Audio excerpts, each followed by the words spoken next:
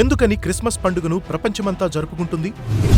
ఎందుకని ప్రపంచంలోనే ఉన్న 195 దేశాల్లో నివసించే కోట్ల మంది యేసే లోకరక్షకుడని విశ్వసిస్తున్నారు? ఎందుకని యేసుక్రీస్తుని శకపురుషునిగా ప్రపంచం గుర్తించింది? ఎందుకని తూర్పుదేశ జ్ఞానులు యేసయ్యను ఆరాధించారు? ఎందుకని ప్రపంచాన్ని సృష్టించిన దేవుడు పశువుల పాకలో పుట్టవలసి వచ్చింది?